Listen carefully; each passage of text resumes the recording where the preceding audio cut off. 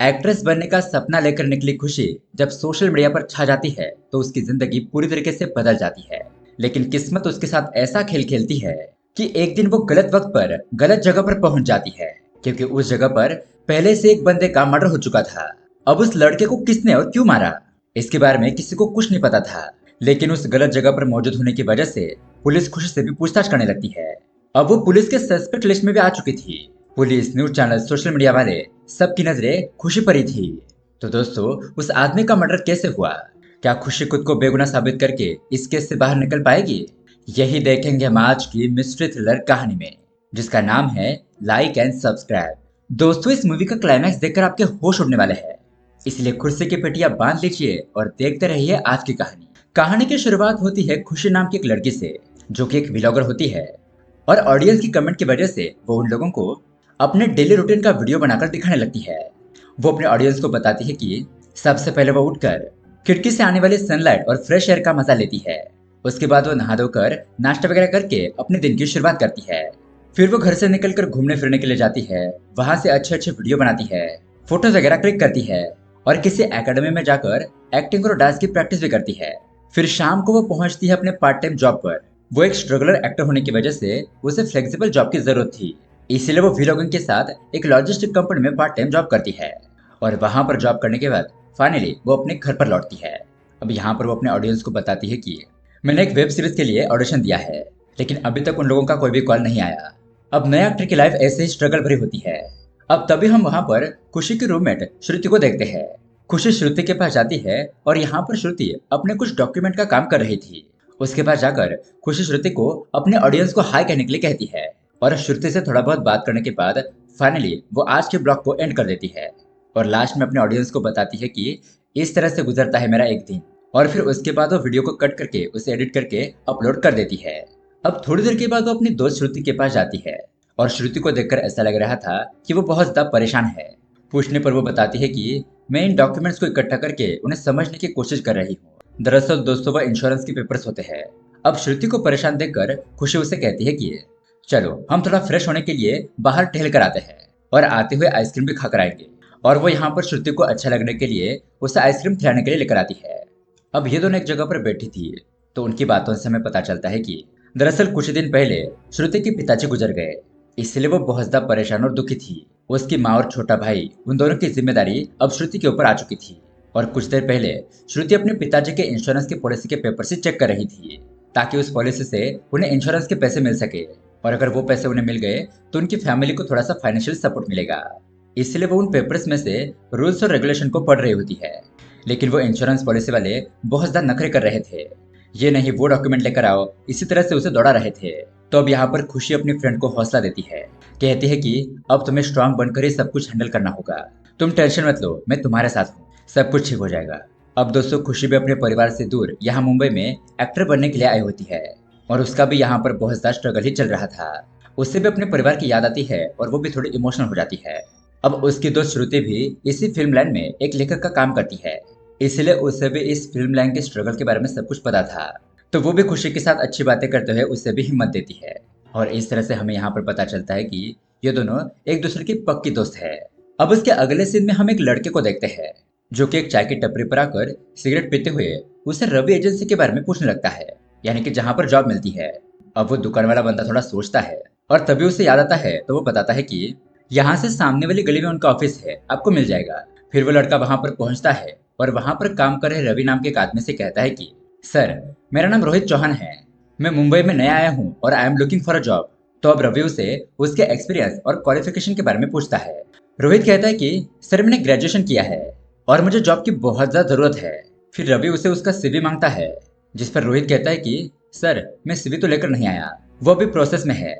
अब उसके बाद बहुत ज्यादा रिक्वेस्ट करने पर रवि उसे कहता है कि देखो, मैं यहाँ से तुम्हें इंटरव्यू के लिए भेज सकता हूँ, लेकिन जॉब मिल जाए ये गारंटी नहीं दे सकता। इंटरव्यू क्रैक करके जॉब तो तुम्हें ही हासिल करनी होगी। ओके ठीक है, तो फिर 2 दिन बाद अपने पूरे डॉक्यूमेंट्स लेकर यहाँ पर आ जाना। तो थैंक यू ऐसा कहकर रोहित वहां से चला जाता है। अब उसके बाद सीन शिफ्ट होता है खुशी की तरफ। वो अपने ऑडियंस के साथ लाइव स्ट्रीमिंग कर रही होती है और यहाँ पर वो अपने ऑडियंस को बताती है कि हेलो फ्रेंड्स, आज मैं यहाँ पर जुहू बीच पर आई हूँ और मैंने देखा कि यहाँ पर 10 मिनट के बाद मुंबई का फेमस सनसेट होने वाला है। तो मुझे लगा कि ये नज़ारा मैं आपको भी दिखाऊं। तो आइए हम लोग एक साथ इस व्यू को एंजॉय करते हैं। इसलिए वो अपना कैमरा सेट करती है, लेकिन उसके कैमरा के फ्रेम में कुछ चीजें आ रही थी। वो वहां सामने जाकर उसे हटाने लगती है, लेकिन तभी वहां पर उसे एक बैग मिलता है, जिसके अंदर देखने पर कुछ फ्रूट्स, वॉलेट और कुछ सामान होता है। अब आसपास पूछने पर कि ये बैग किसका है, तो वो लोग कहते हैं कि नहीं, ये बैग हमारा नहीं है। तो खुशी अपने ऑडियंस से कहती है कि देखो गाइस, यहाँ पर कोई अपना बैग भूल गया। मुझे वहां पर वॉचमैन दिखाई दे रहा है, चलो हम ये बैग उसे देते हैं। फिर जो भी ये बैग भूल गया है वो यहाँ पर आकर अपने बैग को ले जाएगा। अब लाइव वीडियो बनाते हुए वो उस वॉचमैन के पास पहुंचती है।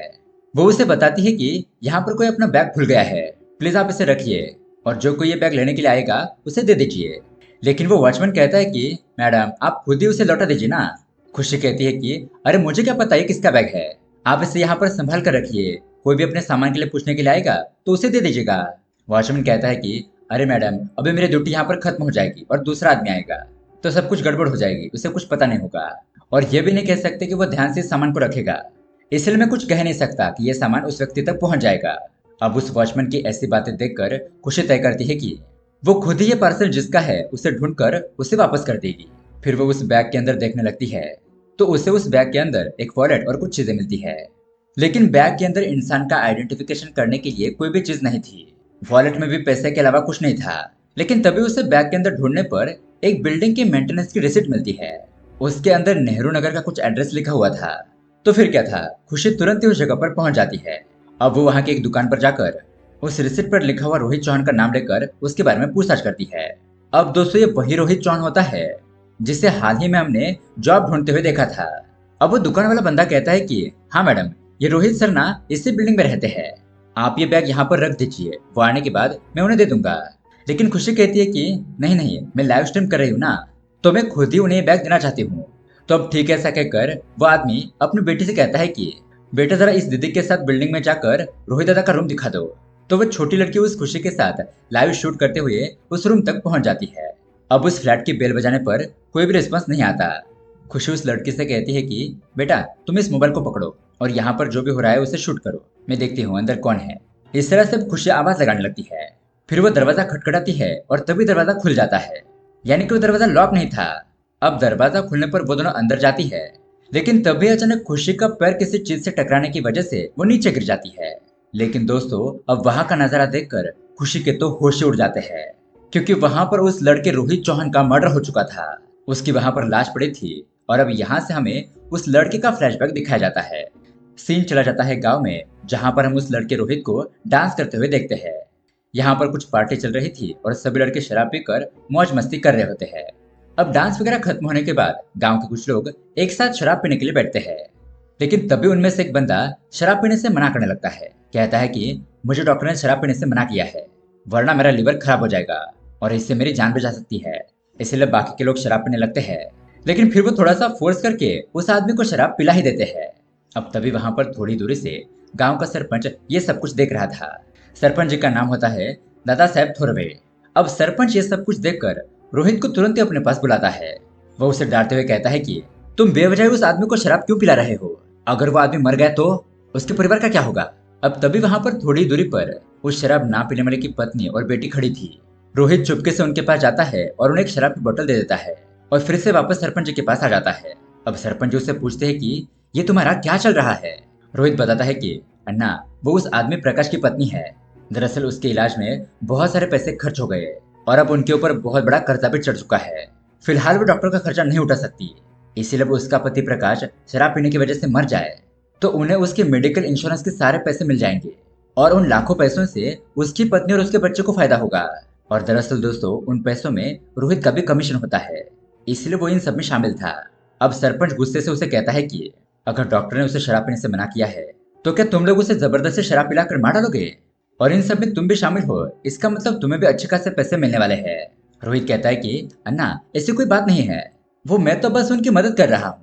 अब सरपंच जी बहुत ज्यादा भड़क जाते हैं और उसे कहते हैं कि देखो तुम मेरे रिश्तेदार हो, इसलिए मैं तुम्हें माफ कर रहा हूँ, आगे से ये सब कुछ धंधे बंद कर दो, वरना अगर किसी दिन तुम्हारे साथ मेरा भी नाम आ गया तो मेरी तो बहुत बड़ी बदनामी हो जाएगी। तो डर के मारे रोहित कहता है कि नहीं नहीं अन्ना, अब मैं फिर से ऐसा नहीं करूंगा। अब तभी यहाँ पर उनकी ये सारी बातें सरपंच का ड्राइवर फैजल सुन लेता है और वो उसके अगले ही दिन रोहित से जाकर मिलता है उसे चाय पिलाने के लिए ले जाता है और बताता है कि उसके पिताजी भी बहुत ज्यादा बीमार है और अब वो बस कुछ ही दिनों के मेहमान हैं और उनका इलाज करते हुए मेरे बहुत सारे पैसे खर्च हो गए। क्या तुम उस शराबी अंकल के जैसे ही मेरे भी पिताजी को मेडिकल इंश्योरेंस के जरिए पैसे दिला सकते हो? रोहित कहता है कि नहीं, ऐसा नहीं हो सकता, क्योंकि अभी तुम्हारे पिताजी बहुत ज्यादा बूढ़े हो चुके हैं, उनकी उम्र बहुत ज्यादा है, इस समय हम वो इंश्योरेंस नहीं निकाल सकते। वो इंश्योरेंस तो बहुत पहले ही निकालना पड़ता है, तो तब जाकर अब कुछ हुआ तो पैसे मिल सकते थे। लेकिन तभी रोहित को एक आइडिया आता है और वो उसे कहता है कि रुको, मुझे एक बात सूझी है। अगर तुम्हारे पिताजी का एक्सीडेंट हो जाए तो दूसरी पॉलिसी से तुम्हें पैसा मिल सकता है। रोहित उसे कहता है कि जिस दिन तुम्हारे पिताजी गुजर जाए तो किसी को पता चले बिना तुरंत ही मुझे कॉल करना। अब उसके एक हफ्ते बाद फैजल के पिताजी की तबीयत अचानक ही बहुत ज्यादा खराब हो जाती है और बीमारी के चलते वो गुजर जाते हैं। अब कुछ लोग उनके घर पर देखने के लिए आए थे, लेकिन फैजल उन लोगों को अपने पिताजी से मिलने नहीं देता। कहता है कि उसके पिताजी जिंदा है, बस उन्हें हॉस्पिटल ले जाएंगे तो वो ठीक हो जाएंगे। ऐसा कहकर वो उन सब लोगों को भगा देता है और उसके बाद तुरंत ही वहां पर रोहित को बुलाकर ये दोनों फैजल के पिताजी को रिक्शा के अंदर डालते हैं और हॉस्पिटल ले जाते हुए जानबूझकर अपना एक्सीडेंट करवाते हैं। मतलब कि एक जोरदार एक्सीडेंट होने का नाटक करते हैं और ऐसा दिखाते हैं कि इस एक्सीडेंट में फैजल के पिताजी की मौत हो गई और ये सब कुछ वो लोग एक्सीडेंट के इंश्योरेंस पॉलिसी के पैसे मिलने के लिए कर रहे थे। अब 2 दिन बाद इंश्योरेंस इन्वेस्टिगेशन ऑफिसर शरद दीक्षित उनके घर पर आता है। वो यहाँ पर सभी डॉक्यूमेंट को, सभी पॉलिसीज को चेक करता है, क्योंकि इन लोगों ने 20 लाख रुपए का मेडिक्लेम डाला था। अब दोस्तों, जब ये बात सरपंच को पता चलती है तो वो भी तुरंत ही फैजल के घर पर आ जाता है। रोहित और फैजल सरपंच को देखकर थोड़ा घबरा जाते हैं कि कहीं वो उनका काम बिगाड़ ना दे। तब यहाँ पर सरपंच उस ऑफिसर शरद से कहता है कि आप हमारे गांव में पहली बार आए हैं तो थोड़ा हमारा गांव घूमिए, मैं आपके खाने पीने की और रहने की व्यवस्था करता हूँ। उसके बाद आप आराम से डॉक्यूमेंट चेक करना और सब कुछ काम हो जाने के बाद इन लोगों को पैसे दे देना। तो अब इस तरह से ऑफिसर चले जाने के बाद सरपंच उन दोनों को अपने पास बुलाकर कहता है कि तुम दोनों ये क्या कर रहे हो, ये सब कुछ मुझे पता है। देखो, मेरी बात ध्यान से सुनो, ये पुलिस और इस ऑफिसर को मैं संभाल लूंगा। बताओ, तुम्हें इसमें कितने पैसे मिलने वाले हैं? अब फैजल घबराते हुए बताता है कि 20 लाख रुपए, और इसमें से 8 लाख रुपए रोहित के है, उसका कमीशन। लेकिन अब सरपंच उन लोगों से कहता है कि जैसे ही तुम लोगों को पॉलिसी के पैसे मिल जाएंगे, वो 20 लाख रुपए लेकर सीधा पार्टी के ऑफिस आ जाना, वरना तुम्हारा जो एक खेल है ना, मैं सब कुछ पुलिस को बता दूंगा। अब दरअसल दोस्तों, वो दोनों ही खुद ही वो पैसे रखने वाले थे, लेकिन अब ना चाहते हुए भी उन्हें इसमें सरपंच को भी हिस्सा देना होगा। लेकिन रोहित ये सब कुछ नहीं चाहता था। अब कुछ ही दिनों के बाद उन्हें इंश्योरेंस ऑफिस से 20 लाख रुपए का चेक मिलता है और ये लोग उस चेक को डिपॉजिट करके सारी कैश निकाल लेते हैं। अब रोहित फैजल से कहता है कि इतने सारे पैसों को हम रिक्शा में नहीं ले जा सकते, अगर किसी को पता चल गया तो ये पैसे चोरी होने की संभावना है, इसलिए हम लोग एक स्पेशल कार करते हैं, उसमें बैठकर पैसे लेकर पार्टी के ऑफिस चले जाएंगे। तो चलो हम कार देखने के लिए चलते हैं।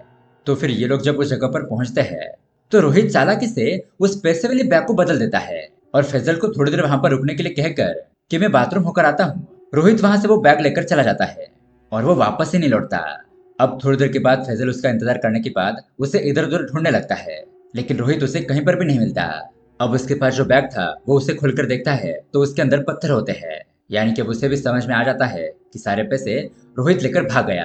खैर, अब उसके बाद दोस्तों हमें मुंबई के पुलिस स्टेशन का सीन दिखाया जाता है, जहां पर हम सोशल एक्टिविस्ट और एक बहुत बड़े एनजीओ की हेड दीपिका को देखते हैं। वो यहाँ पर सीनियर पुलिस ऑफिसर से मिलने के लिए आई हुई थी, तो वो उन्हें मिलकर बताती है कि मालाड में हाल ही में शुरू हुए एनजीओ के ऊपर मुझे शक है, वहां पर सीनियर सिटीजन को सेवा देने के नाम पर कुछ दूसरा ही काम चल रहा है। तो सीनियर ऑफिसर अपने सुनील नाम के एक इंस्पेक्टर को बुलाकर उसे इस केस को देखने के लिए कहता है। तो दीपिका दोनों ऑफिसर के साथ इस मैटर में थोड़ी बहुत बात करती है।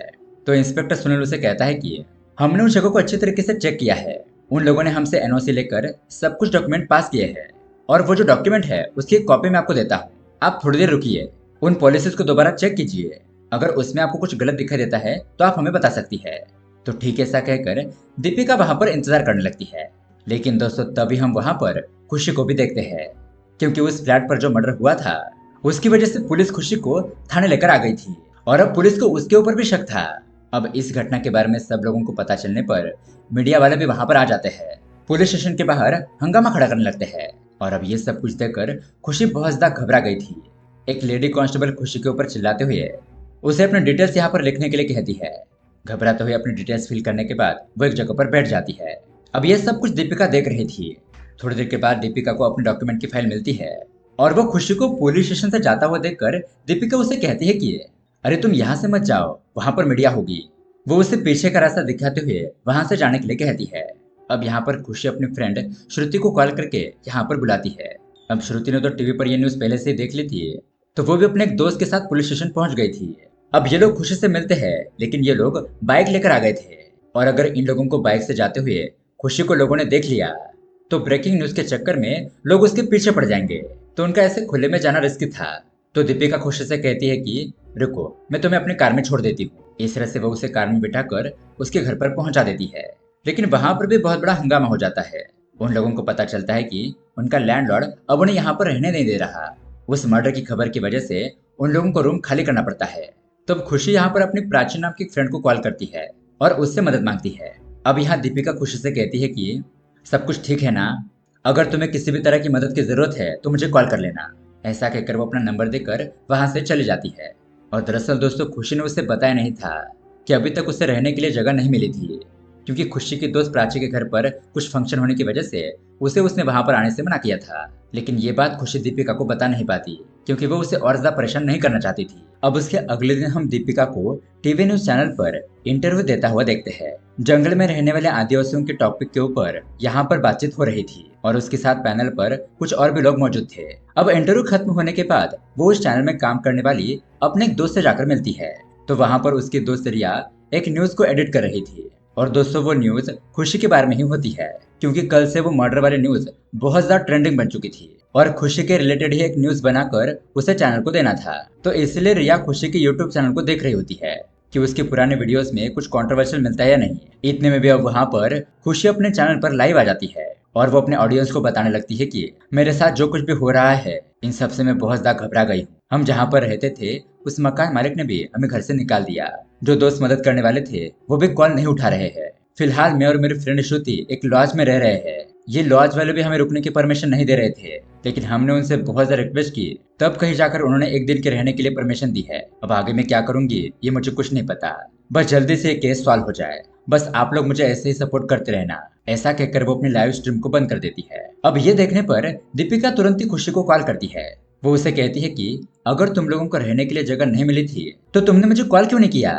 अगर तुम लोग किस लॉज में रुके हो ये बात मीडिया को पता चल गई तो वो लोग तो तुम्हें हैरान कर देंगे। तुम लोग एक काम करो, मेरा एनजीओ है, तुम वहीं पर रुको, मैं तुम्हें एड्रेस भेजती हूँ। तुम लोग तुरंत ही वहां पर रहने के लिए चले जाओ, मैं अपने वहां के स्टाफ से बात करके रखती हूँ। इसलिए वो दोनों ही एनजीओ के एड्रेस पर जाकर वहां पर रहने लगती है। शाम को दीपिका उन दोनों से मिलने के लिए आती है, और आते वक्त वो उन दोनों के लिए खाना भी लेकर आई थी। अब इतना सारा ख्याल रखने के लिए खुशी उसे थैंक यू कहती है, और ये भी कहती है कि पता नहीं ये पुलिस का मैटर कब क्लोज होगा। दीपिका कहती है कि पहले पुलिस को ये यकीन दिलाना होगा कि इस मर्डर में तुम्हारा कोई भी हाथ नहीं है, तभी तुम इन सबसे बच सकती हो। खुशी कहती है कि अब मैं ये सब कुछ कैसे साबित करूंगी। दीपिका कहती है कि मेरा एक फ्रेंड प्राइवेट डिटेक्टिव है, मैं उससे बात करके देखती हूँ, वो इस मामले की जांच करके सबूत लाकर दे देगा। अब उसके अगले दिन हम प्रथमेश नाम के डिटेक्टिव को देखते हैं, जिसे रवि एजेंसी के बारे में पता चलता है। इसलिए वो उस बिल्डिंग के पास जाकर आसपास रवि एजेंसी के बारे में पूछताछ करने लगता है। इसी दौरान वो रवि के ऊपर नजर रखता है और उसे पकड़ लेता है। अब उसके बाद रवि को दीपिका के पास लाया जाता है। अब दीपिका उससे पूछती है कि तुम्हारे पास ये रोहित जॉब मांगने के लिए आया था ना, ठीक है, हमें उसके बारे में सारे डिटेल्स बताओ, वरना हम तुम्हारे बारे में पुलिस को बता देंगे। तो रवि कहता है कि नहीं नहीं मैडम, मैं आपको सब कुछ बताता हूँ, आप मेरे बारे में पुलिस को कुछ मत बताइएगा। वो रोहित बहुत ही चालबाज और फ्रॉड किस्म का बंदा था। इतने दिनों से वो मेरे ऑफिस में जॉब मांगने के लिए आ रहा था, लेकिन मैंने उसे इतनी बार कहा, लेकिन एक बार भी वो अपने डॉक्यूमेंट हमारे ऑफिस में लेकर नहीं आया। कुछ महीनों के बाद वो मुझे ऑफिस के बाहर मिलने लगा। उसने मुझसे दोस्ती की, फिर हम एक साथ ही चाय के टपरी पर चाय पीते थे। वो मुझसे हमेशा कहता कि उसे इंश्योरेंस सेक्टर में ही जॉब चाहिए, क्योंकि उसे सिर्फ वही काम आता है। इसी दौरान रोहित की मुलाकात स्कैमर विपिन से हुई। विपिन और उसके कुछ दोस्त वो बड़े बूढ़े लोगों को कॉल करके उनके डेबिट और क्रेडिट कार्ड से जो पैसे लूटने का काम करते हैं, वो विपिन और उसके दोस्त लोगों के साथ उस तरह का स्कैम करते थे। तो रोहित भी उनके साथ जुड़ गया। इतना ही नहीं, रोहित ने उन लोगों को इंश्योरेंस सेक्टर में कैसे स्कैम किया जाता है वो सिखाने लगा। फिर उन लोगों ने बहुत सारे लोगों को लूटा, बहुत सारे पैसे कमाए, गाड़ी, कार, बंगला, फ्लैट। कुछ ही महीनों में उन्होंने ये सब कुछ खरीद लिया। लेकिन मैं जानता था उनका धंधा 2 नंबर का है, ये ज्यादा दिन तक नहीं टिकेगा। एक न एक दिन ये लोग जरूर इसमें डूबेंगे। इसलिए मैंने उनसे दूरी बना ली। एक दिन उस रोहित का दोस्त फैजल मेरे ऑफिस में आकर हंगामा करने लगा।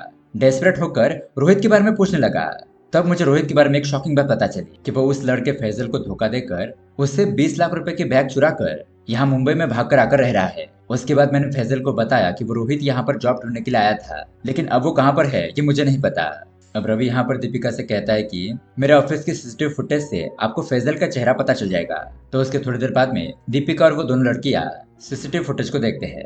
तो वहाँ पर फैजल को देखकर श्रुति कहती है कि इस लड़के को कहीं ना कहीं देखा है, शायद खुशी के ब्लॉग में। तो ये लोग खुशी का यूट्यूब चैनल ओपन करके उसमें वीडियो देखने लगते हैं। और जब खुशी लाइव स्ट्रीम कर रही थी जो उस अनजान बैग को उस फ्लैट पर देने के लिए गई थी, तो उसी दौरान फैजल उस वीडियो में रिकॉर्ड हो गया था। तो घबराते हुए वहां से निकल गया। उसके बाद श्रुति उस फ्लैट में गई और वहां पर रोहित मरा पड़ा था। यानी कि हो सकता है कि फैजल ने ही रोहित को मारा हो। अब राधिका यही बात इंस्पेक्टर सुनील को जाकर बताती है। तो इंस्पेक्टर अपने कॉन्टेक्ट से और कंट्रोल ऑफिस से जैसे तैसे करके फैजल को ढूंढ लेता है। पुलिस वाले फैजल को बहुत ज्यादा मारते पीटते हैं और उसे जो कुछ भी हुआ वो सच बताने के लिए कहते हैं। तो फैजल यहाँ पर रोहित ने उसे धोखा दिया था इसके बारे में सब कुछ बता देता है। तो यहाँ पर रोहित ने फैजल को 20 लाख रुपए का कैसा धोखा दिया था, ये सारी बात फैजल पुलिस को बता देता है। अब पुलिस को तो फैजल के ऊपर ही शक था कि उसने ही रोहित का मर्डर किया होगा, लेकिन फैजल बताता है कि जब मैं उसे मिलने के लिए उसके फ्लैट पर गया था तो पहले से ही वहां पर रोहित की डेड बॉडी पड़ी हुई थी। उसे देखकर वो घबरा गया और चुपचाप वहां से भाग गया। अब फैजल की ये बात सुनकर पुलिस भी सोच में पड़ जाती है कि आखिरकार रोहित को किसने मारा होगा। अब उसके बाद फैजल पुलिस को ये भी बताता है कि किसी अनजान नंबर से उसे कॉल आया था और रोहित फैजल को 20 लाख रुपए लौटाने वाला है। शायद ये बात उस बंदे को पता होगी, क्योंकि वो जो कोई भी है वो फैजल को अनजान नंबर से कॉल करके ब्लैकमेल कर रहा था कि तुम्हें जो 20 लाख रुपए मिलने वाले हैं वो मुझे दे दो, वरना मैं तुम्हारे और रोहित के बारे में पुलिस को बता दूंगा। अब इंस्पेक्टर सुनील फैजल से कहता है कि तुम उस नंबर पर कॉल करो और उससे पैसे देने के लिए रात को एक लोकेशन पर बुला लो। अब यहाँ रात को हम देखते हैं कि एक सुनसान जगह पर फैजल बैग लेकर खड़ा हो जाता है। तो थोड़ी देर के बाद वहां पर अपना चेहरा छुपाते हुए एक आदमी आता है फैजल से पैसे लेने के लिए, लेकिन तभी अचानक पुलिस उसे घेर लेती है। तो उन लोगों को देखकर वो आदमी भागने लगता है। यहाँ पर दीपिका भी उसे रोकने की कोशिश करती है, लेकिन वो दीपिका को धक्का देता है जिसमें कि दीपिका के हाथ पर चोट लग जाती है। लेकिन अब पुलिस उसका पीछा कर रही थी तो तभी अचानक एक ट्रक उस आदमी से टकरा जाता है और उसकी वहीं पर मौत हो जाती है। पुलिस जब वहां पर जाकर देखते हैं तो वो और कोई नहीं बल्कि जॉब एजेंसी वाला रवि था। तो अब यहाँ पर रवि की मौत हो गई थी तो पुलिस को लगता है कि इस मर्डर के पीछे रवि का ही हाथ हो सकता है। इसलिए पुलिस वाले रोहित के मर्डर का इल्जाम रवि के ऊपर डालकर ये केस क्लोज कर देते हैं। अब दरअसल दोस्तों रवि को पता था कि रोहित के पास बहुत सारे पैसे हैं, इसलिए उसने फैजल को ब्लैकमेल किया और उससे पैसे हड़पने की कोशिश की, लेकिन ऐसा करते वक्त उसकी ही मौत हो गई। अब उसके अगले दिन हम हॉस्पिटल का सीन देखते हैं जहाँ पर दीपिका के हाथ में प्लास्टर लगा हुआ था और उसे एक हफ्ते के लिए बेड रेस्ट दिया जाता है। अब इंस्पेक्टर अनिल यहाँ पर आकर उसके तबीयत के बारे में पूछता है और खुशी से भी कहता है कि अब पुलिस को तुम्हारे ऊपर कोई भी शक नहीं है, तुम इस केस से बाहर हो। ये बात बताकर वो वहां से चला जाता है और ये खबर सुनकर खुशी और दीपिका बहुत ज्यादा खुश हो जाते हैं। अब यहाँ पर खुशी दीपिका को मदद करने के लिए थैंक यू कहती है और अपने चैनल को लाइक और सब्सक्राइब करने के लिए कहकर वहां से चली जाती है। अब यहाँ पर दीपिका खुशी के चैनल के वीडियो को देखने लगती है। तभी यहाँ पर आता है एक बहुत बड़ा ट्विस्ट। वो खुशी के एक वीडियो में श्रुति और खुशी को बात करते हुए देखती है। उस वीडियो में श्रुति कुछ डॉक्यूमेंट पेपर को पढ़ रही थी और उसके मोबाइल में रोहित का फोटो दिखता है। तो दीपिका सोचने लगती है कि ये दोनों रोहित को पहले से ही जानती थी। और दोस्तों असल में अब क्या हुआ था ये हमें दिखाया जाता है। दरअसल दोस्तों रोहित जिस इंश्योरेंस कंपनी में काम करता था उस कंपनी से श्रुति के पिताजी के इंश्योरेंस के पैसे मिलने वाले थे, लेकिन रोहित श्रुति के साथ स्कैम करके वो पैसे खुद ही लेना चाहता था। इसलिए वो श्रुति के डॉक्यूमेंट्स में कोई ना कोई प्रॉब्लम निकाल रहा था। और जब खुशी श्रुति से पूछती है कि तुम्हें इंश्योरेंस के पैसे मिलने में क्या दिक्कत आ रही है, तो श्रुति उसे बताती है कि इंश्योरेंस ऑफिस में रोहित नाम का एक लड़का है, वही सब कुछ प्रॉब्लम क्रिएट कर रहा है। तो तभी खुशी के दिमाग में एक आइडिया आता है। वो कहती है कि हम उस रोहित का पीछा करके चुपके से उसके ऊपर वीडियो बनाएंगे कि वो क्या स्कैम कर रहा है। फिर उसके बाद हम उसे ब्लैकमेल करेंगे कि वो तुम्हारे इंश्योरेंस के पूरे पैसे दे दे, नहीं तो वो लोग रोहित की वीडियो सोशल मीडिया पर वायरल कर देंगे और उसके बाद पुलिस उसे पकड़ लेगी। तो अब यहाँ पर श्रुति को उसकी फैमिली को सपोर्ट करने के लिए पैसों की तो जरूरत थी, तो श्रुति भी इस प्लान में शामिल हो जाती है। अगले दिन से वो दोनों रोहित का पीछा करने लगती है, उसके रिलेटेड सारे वीडियोस रिकॉर्ड करने लगती है। तो अगले दिन रोहित बहुत सारे पैसे लेकर तुरंत अपने फ्लैट पर आता है। वो दरवाजा खोलकर देखता है तो उसका दरवाजा टूटा हुआ था।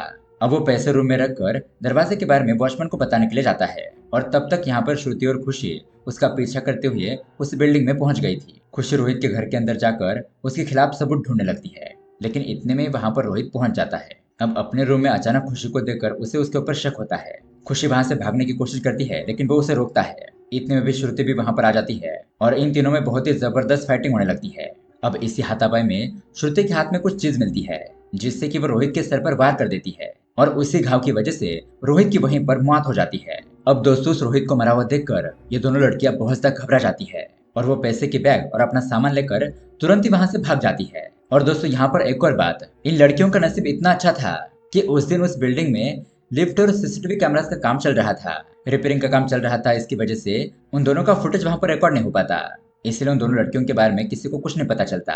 अब यहाँ पर हड़बड़ाहट में वो दोनों लड़कियां बाहर तो आ गई थी, लेकिन एक जगह पर आकर खुशी को याद आता है कि उसका मोबाइल फोन तो उसी रूम में गिर गया है। अब किसी भी हालत में उसे अपना फोन चाहिए था, क्योंकि उस रूम में अगर पुलिस आ गई तो पुलिस को खुशी का फोन मिल जाएगा, फिर इस केस में खुशी पकड़ी जाएगी। इसलिए खुशी और श्रुति यहाँ पर एक और प्लान बनाते हैं। वो उस बीच के पास लावारिश पड़ी हुई बैग का बहाना बनाकर लाइव स्ट्रीमिंग करते हुए उस बिल्डिंग में फिर से पहुंच जाते हैं। और ठीक उसी तरीके से अनजान बनते हुए खुशी लाइव स्ट्रीमिंग करते हुए उस बिल्डिंग के उस फ्लैट के अंदर जाती है और ऐसा नाटक दिखाती है कि ये जो मर्डर इस रूम में हुआ है उसे देखकर वो शॉक है।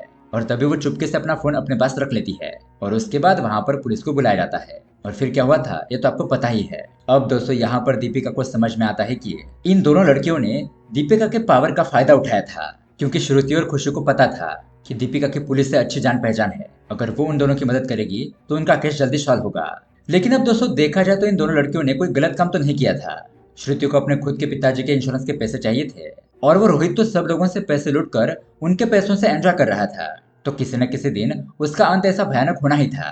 तो इस तरह से अब यहाँ पर दीपिका को सारी बातें समझ में आ जाती है, लेकिन फिर भी वो उन दोनों लड़कियों को कुछ नहीं कहती। और यहाँ पर श्रुति और खुशी वो भी उस हॉस्पिटल से चले जाते हैं। और दोस्तों इस तरह से ये कहानी यहीं पर एंड हो जाती है। तो दोस्तों ये कहानी आपको कैसी लगी हमें कमेंट करके जरूर बताइएगा।